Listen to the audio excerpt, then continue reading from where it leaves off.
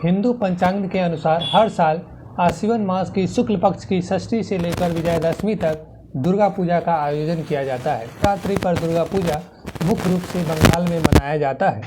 यहाँ के पंडालों की भव्यता देश विदेश में मशहूर होती है। पश्चिम बंगाल के अलावा देश के हर हिस्सों में दुर्गा उत्सव बड़ी धूमधाम से मनाया जाता है। इस दुर्गा पूजा के अलग अलग राज्यों में कई नामों से संबोधित किया जाता है।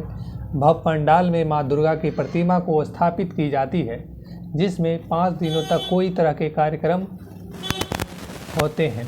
दुर्गा उत्सव क्यों मनाते हैं? नवरात्रि में 9 दिनों तक देवी दुर्गा के 9 अलग अलग रूपों की उपासना होती है।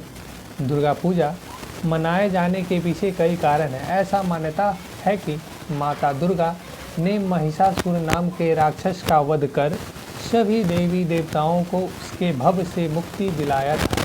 इसके अलावा ऐसी मान्यता है माता इन्हीं दिनों अपने माँ के पृथ्वी लोक आती है, जिसकी खुशी में दुर्गा उत्सव मनाया जाता है। दुर्गा पूजा का कार्यक्रम नवरात्रि के पहले दिन महालया अमावस्या पर पितरों का तर्पण करने के बाद माता दुर्गा का कैलाश पर्वत से पृथ्वी लोक पर आगमन होता है। 9 दिनों तक हर रोज देवी के अलग अलग स्वरूपों में से एक रूप की पूजा की जाती है।